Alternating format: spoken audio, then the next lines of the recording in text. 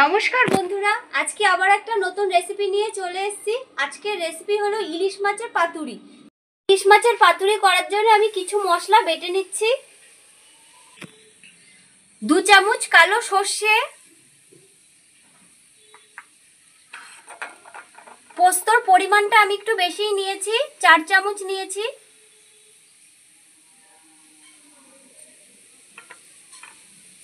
চারটে কাঁচা লঙ্কা,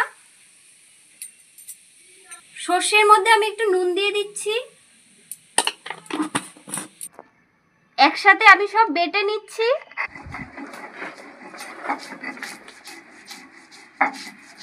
চার পিস ইলিশ মাছ ভালো করে ধুয়ে নিয়েছি। বেটে রাখা সর্ষে, পোস্ত, কাঁচা লঙ্কা দিয়ে দিচ্ছি।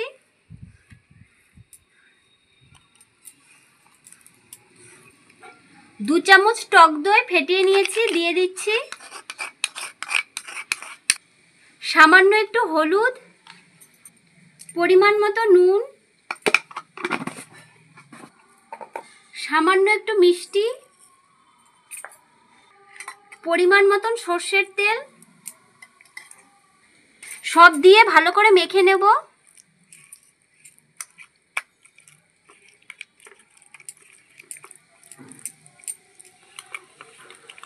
সব ভালো মতন মেখে নিয়েছি। 5 মিনিটের জন্য আমি ঢাকা দিয়ে রেখে দেবো। বন্ধুরা, কিছু কলা পাতা দেখুন, একদম কচি কচি কলা পাতা আমি কেটে ভালো করে ধুয়ে নিয়েছি। এগুলো এখন আমি উনুনে একটু সেঁকে নেব।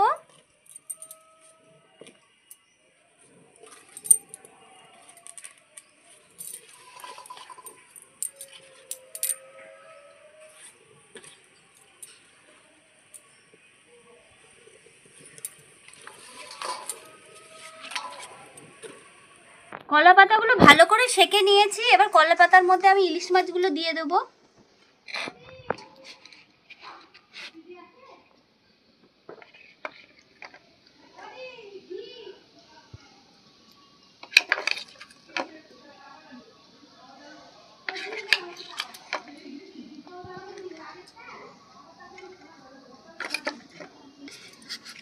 ভালো করে এবার বেঁধে নেব।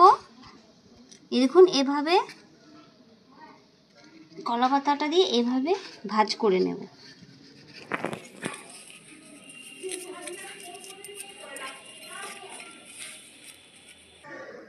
এভাবে দড়ি দিয়ে আমি ভালো করে বেঁধে নেব।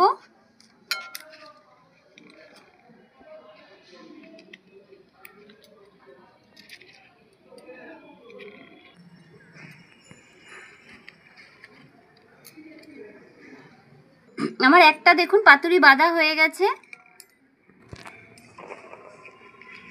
একই প্রসেসে আমি আবার আরেকটা বেঁধে নিচ্ছি।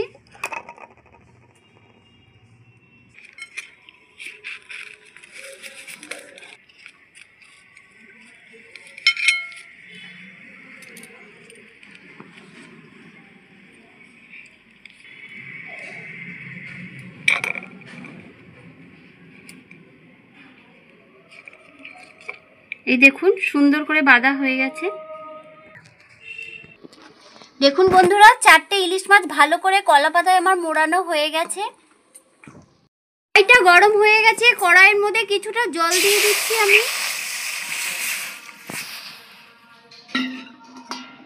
এই দেখুন, এরকম একটা ফুটো থালা নিয়ে নিয়েছি, আমি কড়াইয়ের উপরে দিয়ে দিচ্ছি। এর উপরে আমি পাতুরিগুলো সাজিয়ে নিচ্ছি।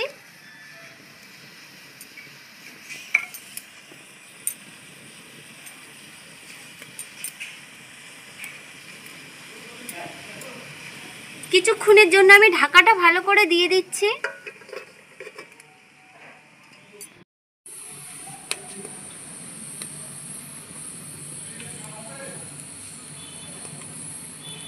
ঢাকাটা একটু খুলে নিচ্ছি। দেখুন, পাতার রংটা চেঞ্জ হয়ে গেছে, তা আমি এখন একটু উল্টে দিচ্ছি।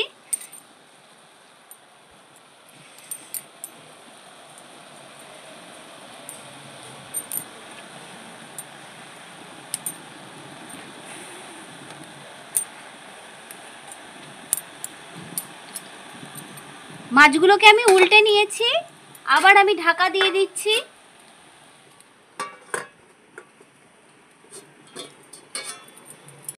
বন্ধুরা এই ইলিশ মাছের পাতুরিটা করতে আমার 25 মিনিট লেগেছে।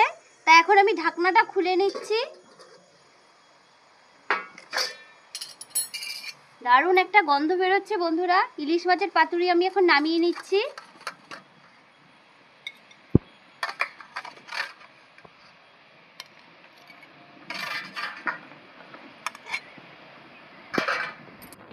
তা বন্ধুরা আমি একটা খুলে দেখছি।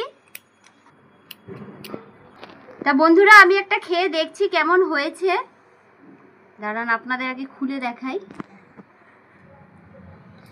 ভীষণ গরম, দেখুন কত সুন্দর হয়েছে। তা বন্ধুরা আমি একটু খেয়ে দেখছি। ভীষণ গরম।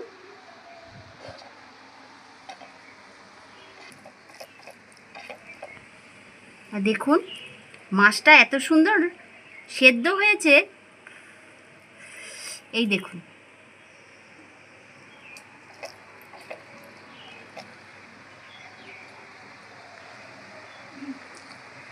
দারুণ হয়েছে বন্ধুরা।